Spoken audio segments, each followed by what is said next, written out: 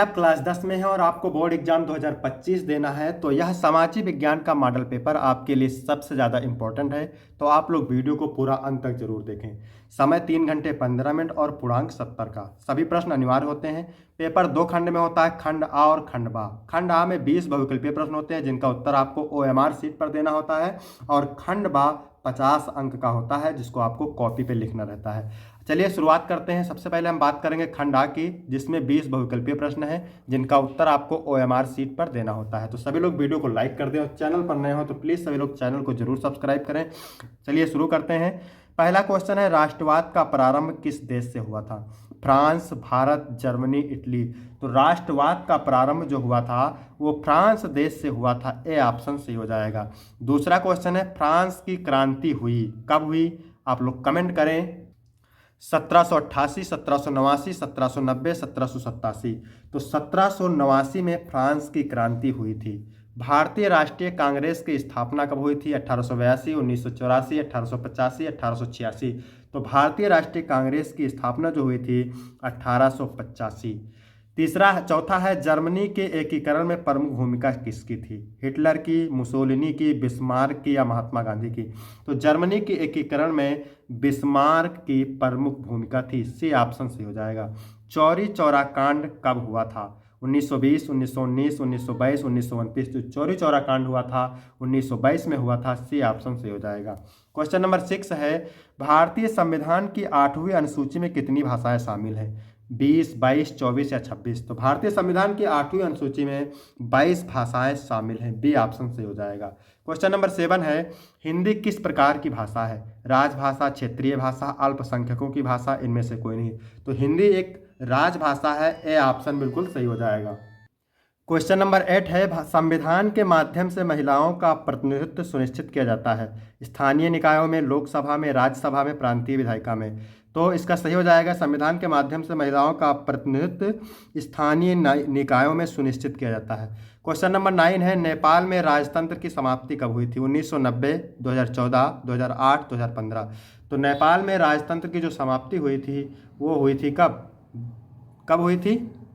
2008 में। C option सही हो जाएगा। क्वेश्चन नंबर 10 है, निम्नलिखित में से उत्पादन का साधन क्या है? पूंजी, लाभ, सेवाएं या कर? तो निम्नलिखित में से उत्पादन का जो साधन है वो है पूंजी। ए ऑप्शन सही हो जाएगा। क्वेश्चन नंबर 11 है, पर्वतों पर मृदा अपरदन का साधन क्या है? तो जल पर्वतों पर मृदा अपरदन का साधन है। क्वेश्चन नंबर 12 है, जलमंडल का कितना प्रतिशत भाग समुद्री जल के रूप में उपलब्ध है? 95%, 96%, 97.5%, 98%। तो जलमंडल का 97.5% भाग समुद्री जल के रूप में उपलब्ध है। रबी की फसलों को बोने का समय क्या होता है? तो अक्टूबर नवंबर, नहीं अक्टूबर दिसंबर रबी की फसलों को बोने का समय होता है। कौन सा उद्योग चूना पत्थर को कच्चे माल के रूप में प्रयुक्त करता है? एल्युमिनियम, सीमेंट, चीनी या पटसन? तो सीमेंट उद्योग चूना पत्थर को कच्चे माल के रूप में प्रयुक्त करता है। क्वेश्चन नंबर 15 है, निम्नलिखित में से कौन सा आधारभूत उद्योग है? कागज उद्योग, चीनी उद्योग, लौह इस्पात उद्योग, एल्युमिनियम उद्योग? तो यहाँ पर लौह इस्पात उद्योग हो जाएगा। ठीक है, लौह इस्पात उद्योग आधारभूत उद्योग है। 16 नंबर है, सूचना का अधिकार अधिनियम कब पारित हुआ? 2005 में, मार्च 2005, जनवरी 2006, फरवरी 2005। तो सूचना का अधिकार अधिनियम पारित हुआ था कब? 1991 में। 12 अक्टूबर 2005 में। कब पारित हुआ था? 12 अक्टूबर 2005 में। क्वेश्चन नंबर 17 है, भारत में आर्थिक उदारीकरण की शुरुआत कब हुई? 1991, 1989, 1995, 1960। तो 1991, वर्ष 1991 में भारत में आर्थिक उदारीकरण की शुरुआत हुई थी। विकास का महत्वपूर्ण घटक क्या है? आय, औसत आय, राष्ट्रीय विकास, उच्च विकास? तो विकास का महत्वपूर्ण घटक क्या है? आय। ए ऑप्शन सही हो जाएगा। क्वेश्चन नंबर 19 है, जब एक देश में एक स्थान से दूसरे स्थान पर व्यापार किया जाता है तो उसे क्या कहते हैं? आंतरिक व्यापार, अंतर्राष्ट्रीय व्यापार, बाहरी व्यापार, स्थानीय व्यापार? तो जब एक देश में एक स्थान से दूसरे स्थान पर व्यापार किया जाता है तो उसे कहते हैं आंतरिक व्यापार।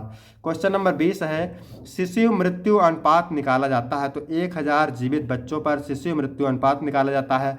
अब हम बात करेंगे खंड बा की, जो कि 50 अंक का है, जिसका उत्तर आपको कॉपी पे लिखना रहेगा। यानी जितने भी क्वेश्चन इसमें दिए हैं सारे आपके बोर्ड एग्जाम में पूछे जाएंगे, तो आप लोग वीडियो को पूरा अंत तक जरूर देखें। यहाँ पर देखिए उत्तर लगभग 80 शब्द में देना है। पहला क्वेश्चन है यूरोप में राष्ट्रवाद का आशय स्पष्ट कीजिए, इसके लिए 4 अंक। अथवा असहयोग आंदोलन के कारण तथा उसके प्रभाव का उल्लेख कीजिए। अथवा दिया हुआ है, आपको एक ही करना है, आप जरूर इसको तैयार करेंगे। क्वेश्चन नंबर 2 है गरीबों और बेरोजगारों की बढ़ती संख्या लोकतंत्र की सफलता में बाधक है, स्पष्ट कीजिए। अथवा लोकतंत्र एक उत्तरदायी एवं वैध शासन व्यवस्था है, स्पष्ट उल्लेख करें, 4 अंक। ठीक है।